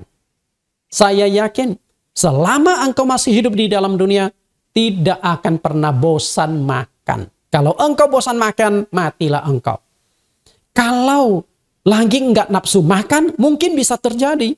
Misalnya Anda mungkin lagi nggak enak badan, sehingga nafsu makan tidak ada. Atau Anda lagi stres sehingga tidak ada nafsu makan. Tapi yang namanya bosan makan tidak ada. Pasti ada keinginan makan tapi belum tentu punya nafsu makan gitu. Lalu ayat yang kedua. Ayat yang ke-7. Tidakkah Allah akan membenarkan orang-orang pilihannya yang siang malam berseru kepadanya? Dan adakah ia mengulur-ngulur waktu sebelum menolong mereka? Aku berkata kepadamu, ia akan segera membenarkan mereka. Akan tetapi jika anak manusia itu datang, adakah ia mendapati iman di bumi? Kalimat kelap-kelip harus selalu berdoa dengan tidak jemu-jemu. Artinya, untuk berdoa tidak ada waktunya. Bisa siang, bisa malam. Makanya perhatikan, Yesus katakan, Allah akan membenarkan orang-orang pilihannya yang siang malam berseru kepadanya. Siang kita berdoa, malam kita berdoa, berarti menghabiskan waktu yang cukup banyak untuk berdoa bersekutu dengan Tuhan. Karena dengan berdoa itulah akan memperkuat imanmu. Orang yang berdoa akan memperkuat imannya, dan orang yang tekun berdoa menunjukkan dia punya iman. Makanya Tuhan Yesus berkata di kalimat yang terakhir, adakah ia mendapatkan iman di bumi? Jika engkau tidak punya iman yang teguh, engkau pasti dicobai oleh iblis. Dan kalau engkau punya iman yang teguh, walaupun iblis mencobai, engkau tidak akan terjatuh, tidak akan tergeletak. Tapi engkau akan tetap kokoh. Bapak Ibu yang saya kasih di dalam Tuhan, bukan tanpa alasan Yesus berdoa, bahkan berpuasa selama 40 hari 40 malam di padang gurun. Karena Yesus ingin memberikan satu contoh bahwa dalam menghadapi pencobaan iblis, maka kita harus tekun berdoa. Untuk apa? Supaya iman kita kuat. Karena iblis akan menyerang di saat kita lemah. Makanya tadi saya sudah jelaskan. Di hari pertama sampai hari 39 iblis tidak mengganggu Yesus. Di hari ke-40 iblis datang. Karena di hari ke-40 lah Yesus lapar. Dan secara makna rohani lapar menunjukkan fisik itu sudah lemah. Jadi saat iblis akan menyerang ketika engkau sedang lemah. Makanya Tuhan Yesus memberikan contoh. Ketekunan doa itu merupakan hal yang sangat-sangat penting. Yang ketiga, saat seseorang sedang membutuhkan sesuatu. Mungkin rasanya aneh. Kok saya butuh sesuatu, iblis juga menyerang? Tapi itu fakta. Fakta. Ketika Yesus lapar, berarti Yesus butuh sesuatu. Yesus butuh makan. Betul nggak? Ketika lapar, otomatis Yesus memerlukan makanan. Makanya iblis datang. Dan apa yang ditawarkan oleh iblis? Saat itu iblis menawarkan Yesus mengubah batu menjadi roti. Matius 4 ayat 2-3. Dan setelah berpuasa 40 hari dan 40 malam, akhirnya laparlah Yesus. Lalu datanglah si pencoba itu dan berkata kepadanya, jika engkau anak Allah, perintahkanlah supaya batu-batu ini menjadi roti. Waktu lapar, ingin makan. Dan di padang gurun, tentu nggak ada restoran. Nggak ada makanan lain. Maka di padang gurun, yang bisa dimakan adalah, yang bisa dibawa di padang gurun adalah makanan kering, yaitu roti-roti. Makanya iblis berkata, ubah itu batu-batu menjadi roti. Apakah Yesus tidak sanggup mengubah batu-batu menjadi roti? Sanggup, tidak ada yang mustahil bagi Tuhan. Karena Yesus sudah buktikan mengubah air putih menjadi anggur. Air yang tidak ada warna menjadi warna anggur. Air yang tidak ada bau menjadi bau kadar alkohol. Mengubah air yang tidak ada rasa menjadi ada rasa anggur. Jadi mengubah air yang biasa tapi diubah menjadi zat kimiawi. Yesus sanggup. Berarti Yesus sanggup melakukan itu. Kenapa Yesus tidak lakukan? Karena Yesus tidak mau tunduk di bawah komando iblis. Ketika Yesus mengubah batu menjadi roti, ingin membuktikan, iya, emangnya gue gak sanggup. Dia ubah. Walaupun Yesus tidak makan setelah ubah, tapi Yesus sudah kalah dalam pencobaan. Karena Yesus sudah ada di bawah perintah iblis. Sudah ada di bawah komando iblis. Sudah mengikuti keinginan dari iblis. Bisa tangkap Anda? Bapak Ibu yang saya kasihi. Jadi saat kita membutuhkan sesuatu, iblis akan datang mencobai kita. Walaupun kelihatannya sederhana, yang dibutuhkan roti. Dan iblis memanfaatkan apa yang kita butuhkan. Nangkap gak? Lalu apakah salah makan roti? Sama sekali tidak salah. Tidak salah. Artinya begini loh. Di dalam hidup kita banyak kebutuhan. Selama kebutuhan itu masih normal, masih wajar-wajar, nggak masalah. Tapi ketika kebutuhan itu sudah tidak wajar, tidak normal, maka iblis memanfaatkan itu. Misalnya, Anda butuh uang. Salah nggak saya bekerja cari uang? Tidak. Tapi ketika Anda sudah punya ketamakan ingin dapat banyak uang, nah iblis akan masuk. Maka muncullah yang namanya koruptor-koruptor. Betul nggak? Ketika keinginan sudah tidak bisa dikuasai, ketika kebutuhan sudah tidak dikuasai, maka hancurlah iblis menyerang. Sama juga misalnya, suami istri melakukan kewajiban suami istri. Seks, kebutuhan biologis. Salahkah menyalurkan biologis? Tidak salah. Sama sekali tidak salah karena biologis itu ciptaan Tuhan. Tapi ketika kebutuhan biologis tidak bisa dikendalikan, nah iblis manfaatkan. Maka tidak heran banyak perselingkuhan, banyak perkosaan dan sebagainya karena kebutuhan atau keinginan yang tak terkontrol itu. Ini memberikan pengajaran yang sangat berharga tentang manipulasi pencobaan iblis. Saat kita membutuhkan sesuatu, maka iblis akan menawarkan apa yang kita butuhkan itu sebagai media masuk untuk menjatuhkan kita. Iblis menawarkan sesuai yang kita butuhkan. Karena di saat Yesus sedang lapar, yang dibutuhkan Yesus adalah roti. Nah, kebutuhan Anda itu apa? Kebutuhan yang mendesak itu apa?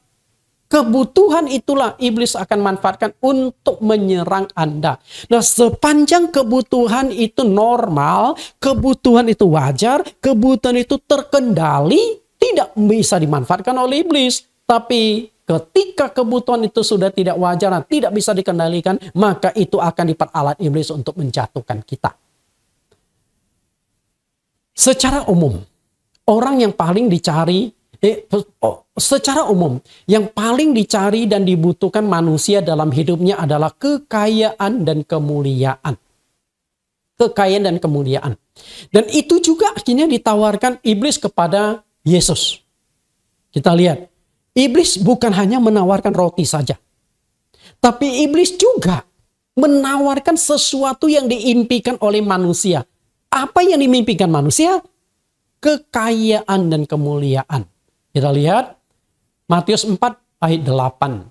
Dan iblis membawanya pula ke atas gunung yang sangat tinggi dan memperlihatkan kepadanya semua kerajaan dunia dan kemegahannya. Perhatikan, semua kerajaan dunia dan kemegahannya. Yang dibutuhkan manusia dalam hidupnya itu apa? Uang dan kedudukan. Betul nggak?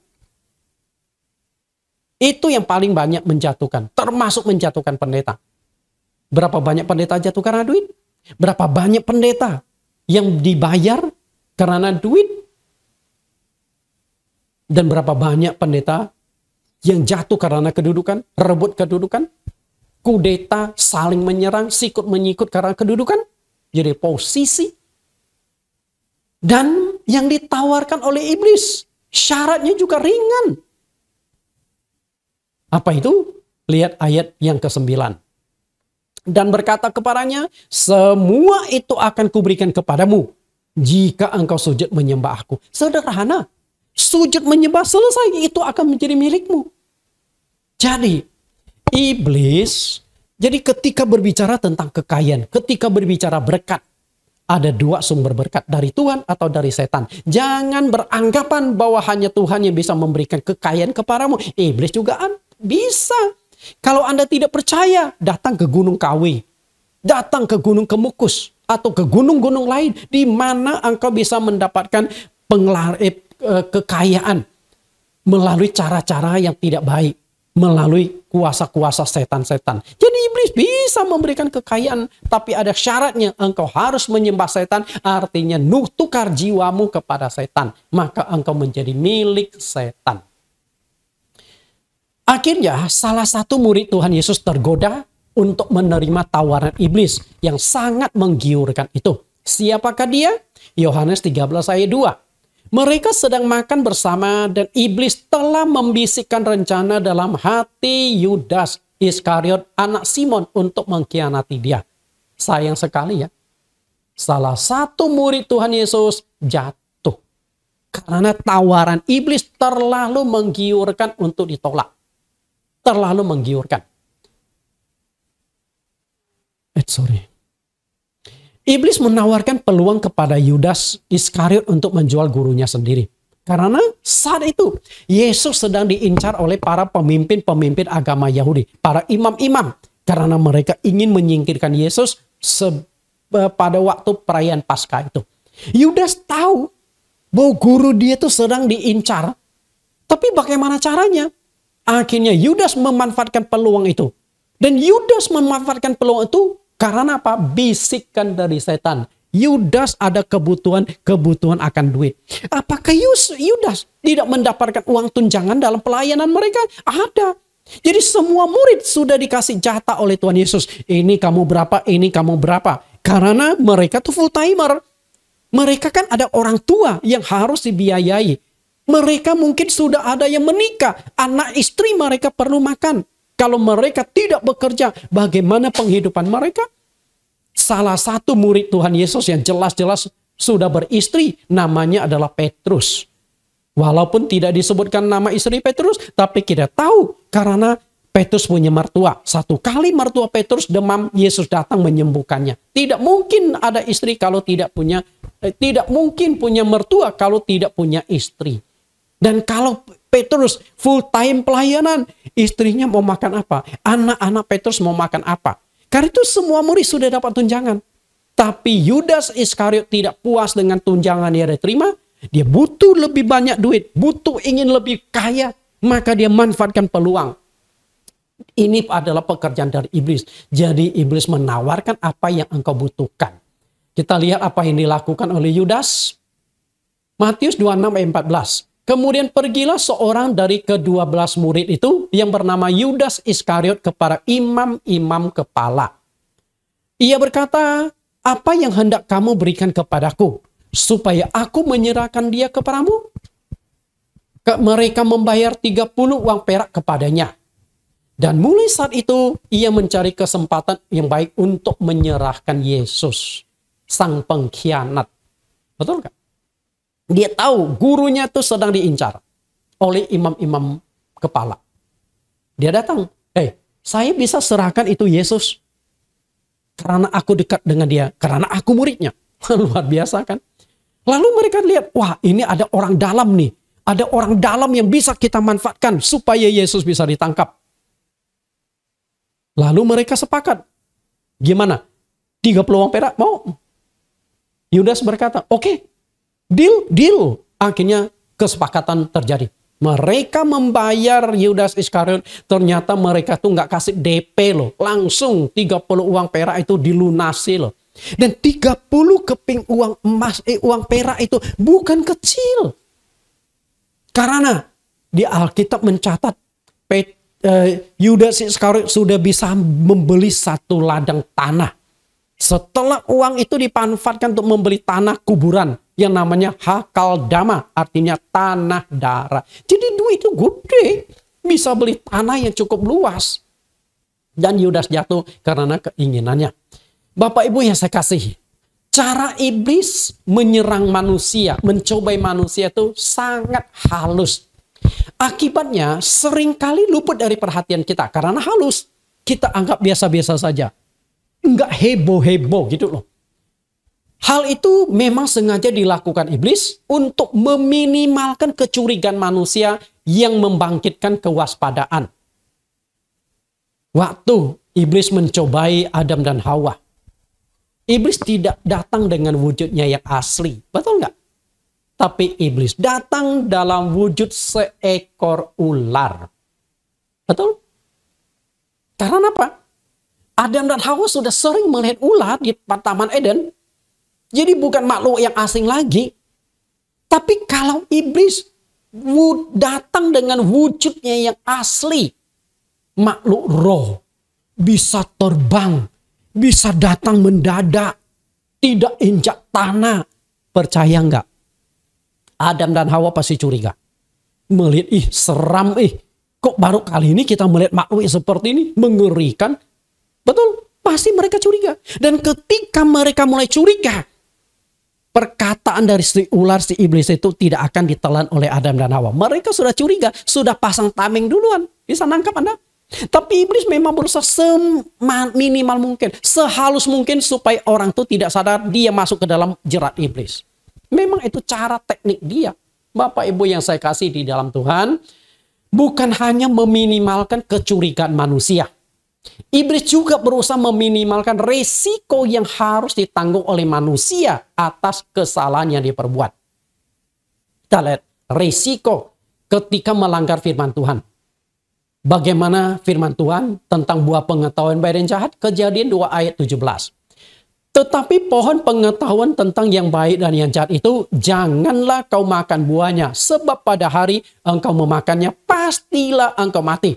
Perhatikan resiko konsekuensi ketika Adam dan Hawa makan buah itu. Tuhan berkata, pada hari engkau makan, engkau pasti mati. Perhatikan kata pasti.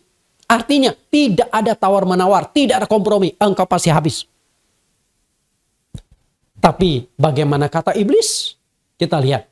Iblis berusaha meminimalkan resiko pelanggar firman Tuhan. Kejadian 3 ayat 4. Tetapi ular itu berkata kepada perempuan itu, sekali-kali kamu tidak akan mati. Padahal Tuhan katakan itu sudah jelas loh. Sudah jelas loh. Kamu makan, pasti mati. Tapi iblis berkata, sekali-kali tidak akan mati. Belum tentu, coba dulu. Sama juga anak muda zaman sekarang. Di dalam Alkitab, dosa percabulan itu berat. Perzinahan itu berat. Tapi anak muda sekarang, gak apa-apa. Seringkali korban iklan, coba dulu baru beli. Udah, berhubungan badan dulu. Lihat dia masih perawan gak? Kalau memang perawan, udahlah kamu nikahilah. Karena kamu yang jebol dia juga. Itulah. Iblis berusaha menawarkan, dosa enggak lah, Tuhan Maha Pengampun kok. Makanya kenapa bisa LGBT bermunculan? Karena tidak takut akan dosa. Iblis membuat dampak dari dosa itu ringan. Iblis itu punya semacam kaca pembesar pengecil. Ketika Anda belum berbuat dosa, Anda melihat dengan kaca, iblis akan kasih arah yang kecil. Lihat, ini masalah kecil. Sama seperti Yudas. Saya bisa dapatkan 30 uang perak dengan menyerahkan guru saya. Ya paling setelah ketahuan saya mohon maaf saja. Itu guru saya, masa dia nggak maafkan. Jadi kecil, betul? Tapi begitu Yudas menjual Yesus, teropong itu dibalik, kacamata itu dibalik. Yudas, lihat dosamu begitu besar. Engkau sudah mengkhianati gurumu, engkau sudah menyerahkan gurumu, dan sekarang hukuman sudah diputuskan, gurumu harus disalibkan. Yudas shock, Yudas kaget. Gara-gara hal tersebut, akhirnya dia takut sekali. Ujung-ujungnya apa? Duitnya dikembalikan. Nah dari duit yang dikembalikan itulah oleh imam itu membeli sebidang tanah, kuburan. Nah setelah dia kembalikan duitnya, dia pergi gantung diri. Karena apa? Penyesalan. Saya sudah tidak ada harapan, dosa saya sudah tidak diampuni. Akhirnya waktu gantung diri, karena badannya agak gemuk, tali mengikat dia tidak kuat. Tali itu putus. Dia punya berut terbelah karena di bawah pohon itu banyak batu-batuan yang tajam. Kita lihat bagaimana kematian yang mengenaskan. Bapak Ibu yang saya kasih di dalam Tuhan. Iblis itu memang berusaha mencobai kita, meminimalkan resiko dan juga membuat kita tuh tidak curiga. Karena itu hal-hal sehari-hari yang biasa saja bisa diperalat oleh iblis. Jadi jangan anggap sederhana. Bukti betapa halusnya pekerjaan setan. Kita lihat Yudas Iskariot sendiri tidak sadar bahwa dirinya dikuasai dan diperalat iblis untuk menjual gurunya. Kapan Yudas sadar? Setelah Yesus dijatuhi vonis mati, disalibkan. Baru dia sadar. Dan sadar pun sudah terlambat. Akhirnya menyesal. Dan nyata dia penyesalan bukan pertobatan total, tapi dia bunuh diri. Karena dia beranggapan sudah tidak ada harapan. Yohanes 13 ayat 27. Dan sesudah Yudas menerima roti itu, ia kerasukan iblis. Maka Yesus berkata kepadanya, apa yang hendak kau perbuat, perbuatlah dengan segera. Kalau orang dirasuk oleh setan, lalu guling-guling di tanah, mulut berbusa, itu cara setan bekerja itu kasar. Setan nggak seperti itu. Lihat, ini halus sekali. Yudas setelah menerima roti, dia kerasukan setan. Dan waktu kerasukan setan, apakah Yudas Iskariot guling-guling di tanah, teriak-teriak histeris? Enggak.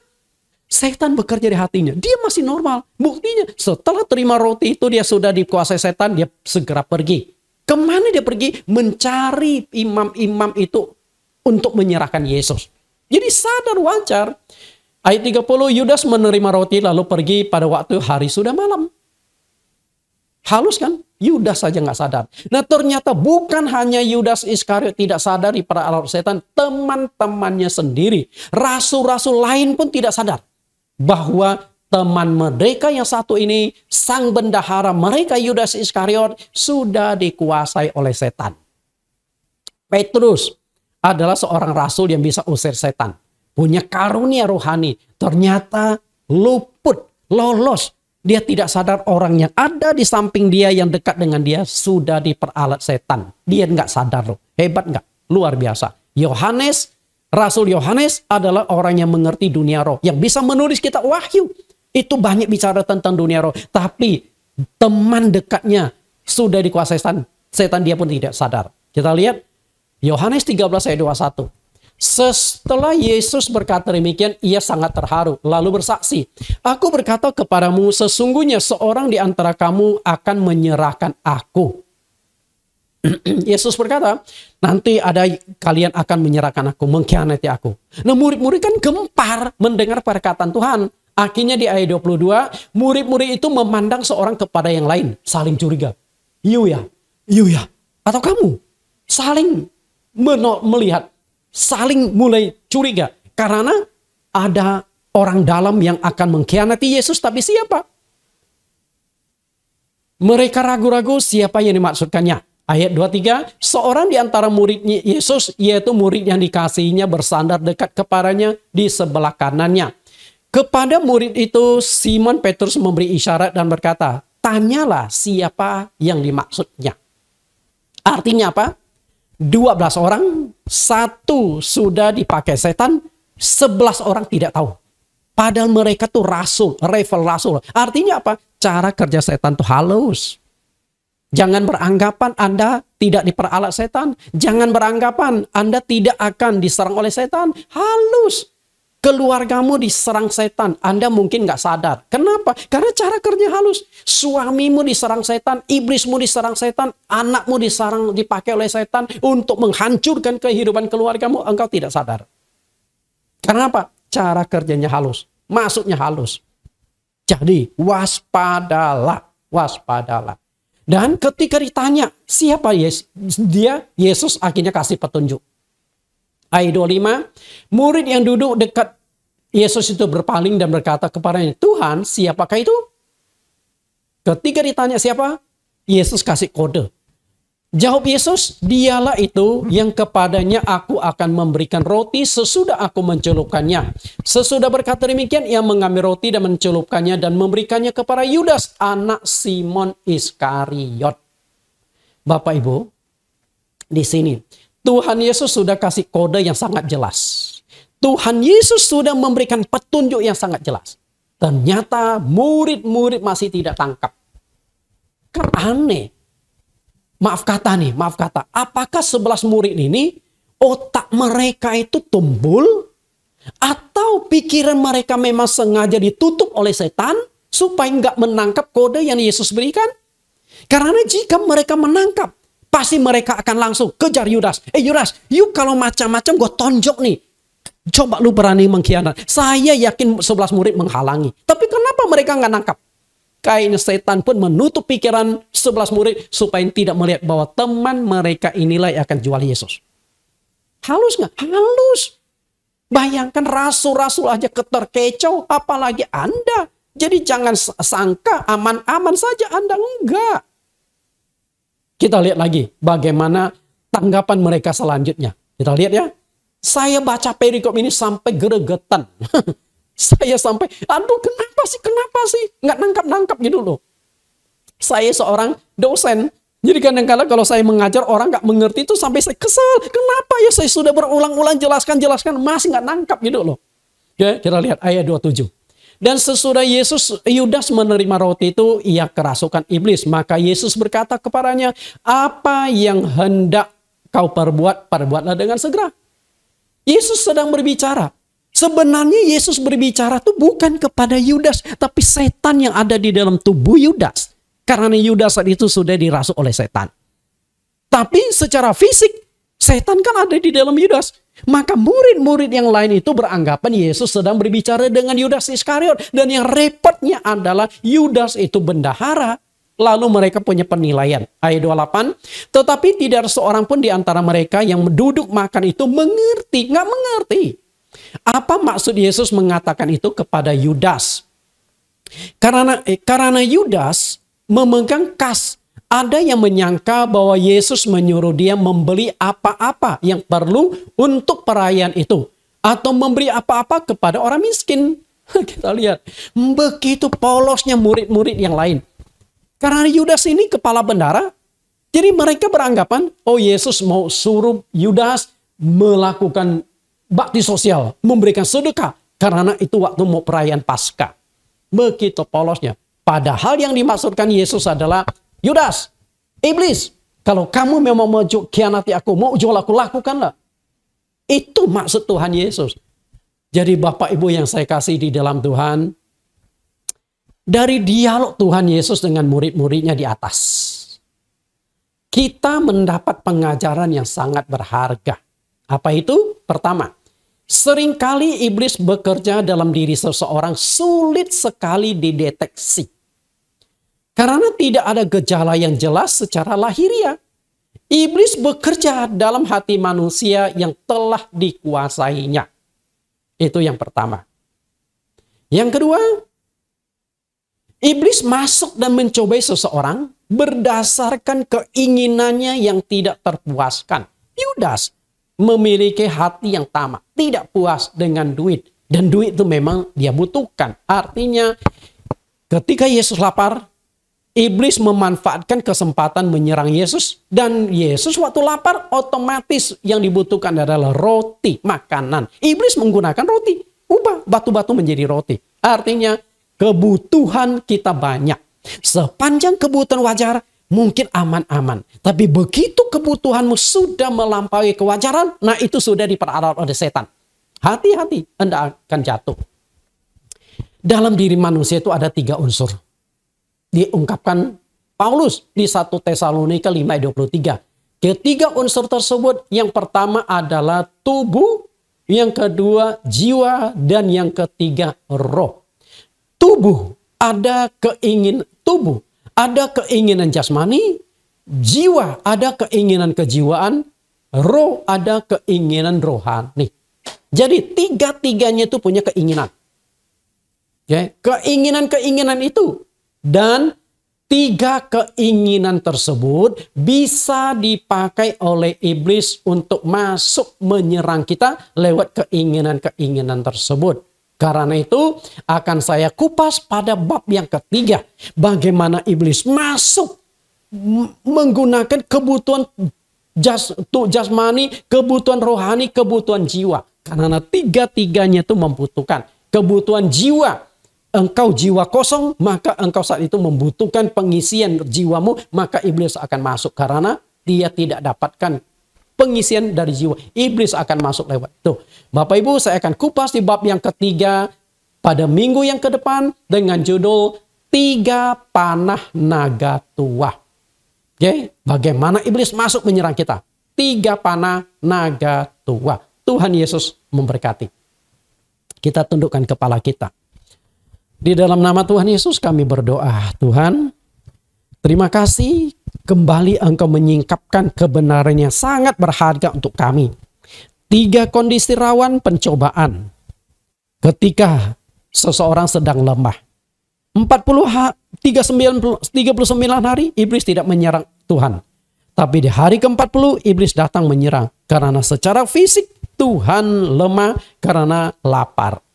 Yang kedua, iblis akan menyerang. Kondisi rawan yang kedua adalah menggunakan apa yang kami butuhkan. Ketika lapar, membutuhkan roti.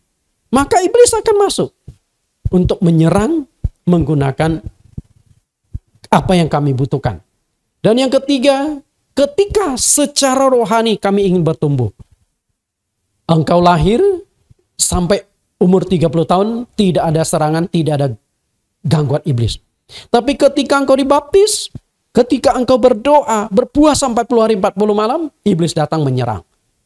Gejolak pertumbuhan rohani kami adalah saat yang rawan akan diserang iblis. Tapi kami percaya, engkau yang sudah menang di atas pencobaan, engkau dapat memberikan kekuatan, menolong kami, memberikan solusi bagaimana menghadapi pencobaan. Terima kasih Tuhan. Karena Tuhan mau berdoa bagi siapapun yang mendengarkan firman Tuhan hari ini. Jemaat GCC, Jesus Christ Community, simpatisan, umat-umat Kristen di seluruh dunia yang mendengarkan kebenaran ini, yang saat ini sedang bergumul melawan pencobaan, sedang berat-beratnya menghadapi serangan iblis. Tuhan, Engkau hadiri kehidupannya. Engkau tolong dia dalam kesehatan, keluarga, di dalam pekerjaan, supaya mereka lepas dari pencobaan dan dipulihkan oleh Tuhan. Terima kasih Tuhan. Di dalam Yesus Kristus kami berdoa. Amin. Bapak Ibu, kita akan mendengarkan pengumuman dan juga doa syafaat yang akan dibawakan oleh Pendeta Teh Ching Hua. Mari Pak Pendeta Teh, kami persilakan.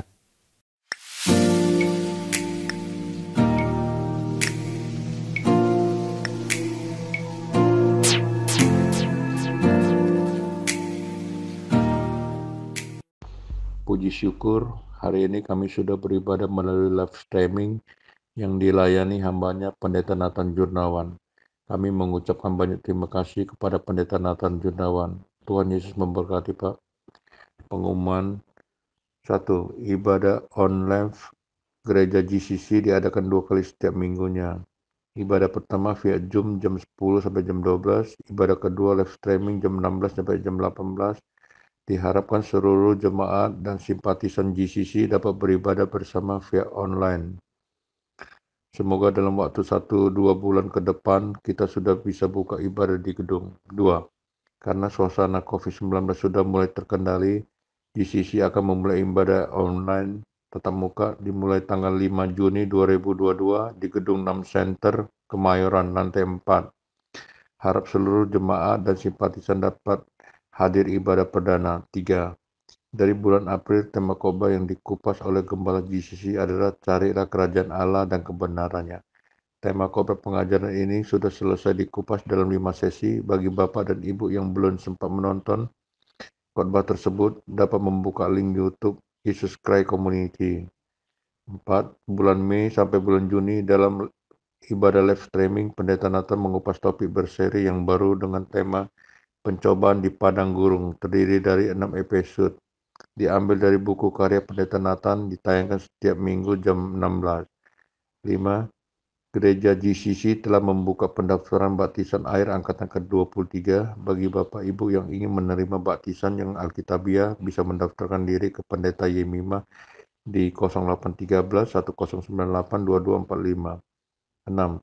Bible Teaching Ministry akan mulai membuka kelas pengajaran Alkitab secara online, akan diadakan mulai bulan Juni setiap Jumat malam jam 18.30 di Gedung Kana, Amuya Cafe, Jalan Angkasa. Mari kami bersatu dalam doa. Puji syukur hanya kepada Tuhan Yesus yang sampai hari ini melindungi dan memberkati kami semua. Kami memohon kepada Tuhan untuk menjamak setiap jemaat dan simpatisan yang lemah tubuh jasmani. Pendeta Stefanus, Pendeta Handato, Pendeta Tan Eliezer, Pak Mustari, Ibu Wedia, di dalam nama Tuhan Yesus mereka disembuhkan. Kami juga berdoa untuk penanganan COVID-19 dan pelaksanaan vaksinasi dan booster di Indonesia bisa berjalan dengan lancar dan tepat waktu. Kami juga berdoa memohon untuk keamanan dan kedamaian di Indonesia. Para pejabat dari tingkat RT sampai Presiden semua melakukan fungsi dan tugasnya sesuai dengan rencana Tuhan. Kami juga berdoa untuk pengajuan dana kemanusiaan Yayasan Servia dari luar negeri supaya dalam waktu dekat bisa berhasil. Dan kami juga tidak henti-hentinya berdoa untuk gedung ibadah permanen Gereja GCC. Sebelum kami pulang, mari kami terima berkat dari hambanya, Pendeta Nathan Jurnawan.